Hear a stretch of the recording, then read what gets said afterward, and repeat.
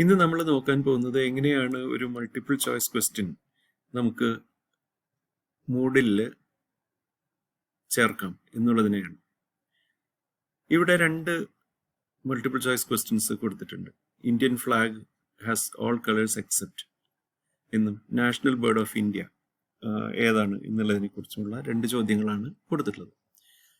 അപ്പോൾ ഈ ക്വസ്റ്റ്യൻ നമുക്ക് കയറ്റാനായിട്ട് ഇതിന്റെ കറക്റ്റ് ഉത്തരം നമ്മൾ യെല്ലോയിൽ മഞ്ഞയിൽ ഹൈലൈറ്റ് ചെയ്തിട്ടുണ്ട്.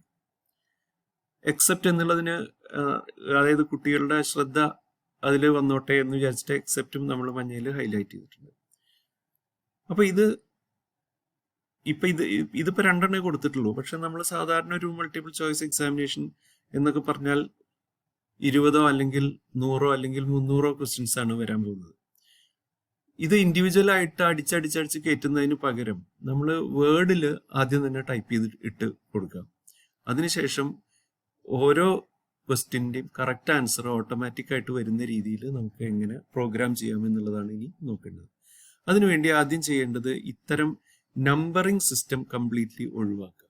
കാരണം ഇത് മൂഡിൽ അത് തിരിച്ചറിഞ്ഞോളും എന്നുള്ളതാണ്. അപ്പൊ നമുക്ക് നമ്പേഴ്സ് വേണ്ട, നൺ എന്ന് കൊടുക്കുക. ഓക്കെ,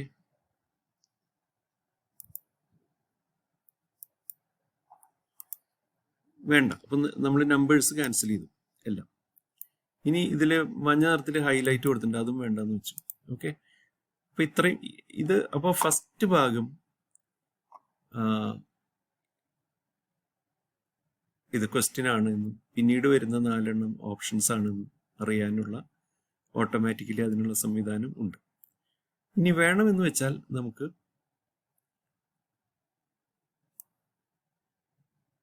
ഇതിനെ ABCD എന്ന് കൊടുക്കുന്നതിൽ തെറ്റൊന്നുമില്ല, പക്ഷെ ഇങ്ങനെ കൊടുത്താലും മതി. അതിന്റെ ശേഷം ഏറ്റവും അടിയിൽ നമ്മൾ എന്ത് ചെയ്യണം എന്ന് വെച്ചാൽ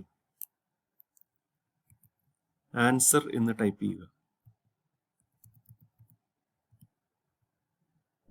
അത് ഷോർട്ട് സ്മോൾ ലെറ്റേഴ്സിലല്ല, ക്യാപിറ്റൽ ലെറ്റേഴ്സ് അപ്പർ കേസിൽ ടൈപ്പ് ചെയ്യുക.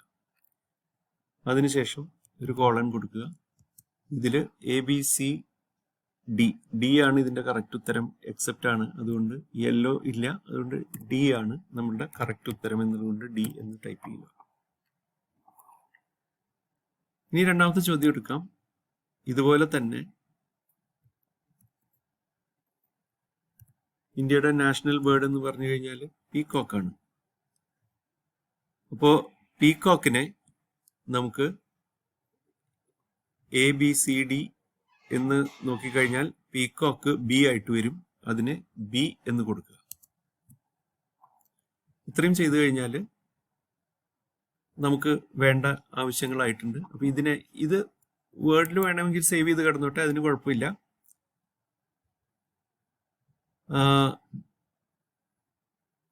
യെസ് എന്ന് പറഞ്ഞിട്ട് സേവ് ചെയ്ത് കൊടുക്കുക. അതിന് പുറമെ ഇത് തന്നെ നമ്മൾക്ക് സേവ് ആസ് എന്ന് പറഞ്ഞു കൊടുക്കുക. സേവ് ആസ് പ്ലെയിൻ ടെക്സ്റ്റ് എന്ന് പറഞ്ഞിട്ട് നമുക്ക് വേർഡിന് പകരം പ്ലെയിൻ ടെക്സ്റ്റ് എന്ന് TXT ആയിട്ട് കൊടുക്കാം. ഡെസ്ക്ടോപ്പിൽ ഞാനിപ്പോൾ ഇവിടെ സേവ് ചെയ്യുകയാണ്. അതിൻ്റെ പേര് നമ്മൾ 2 MCQ 2 നമ്പേഴ്സ് എന്നുള്ള അർത്ഥത്തിലാണ് 2 MCQ എന്ന് പറഞ്ഞിട്ട് ഞാൻ കൊടുത്തു, സേവ് ചെയ്തു. അപ്പൊ സേവ് ചെയ്യുമ്പോൾ അത് ചോദിക്കുക എങ്ങനെയാണ് അത് സേവ് ചെയ്യേണ്ടത്. വിൻഡോസ് ഡിഫോൾട്ട് MS അതിൽ എൻകോഡിങ് UTF-8 എന്ന് പറഞ്ഞിട്ടുള്ള ഒരു കോഡ് വെച്ച് സേവ് ചെയ്താൽ മതി. അപ്പൊ ഇത്രയും നമ്മൾ ചെയ്തു. ഇനി എന്താ സംഭവിച്ചെന്നുള്ളത് നോക്കാം. അപ്പൊ ഈ വേർഡ് നമ്മൾ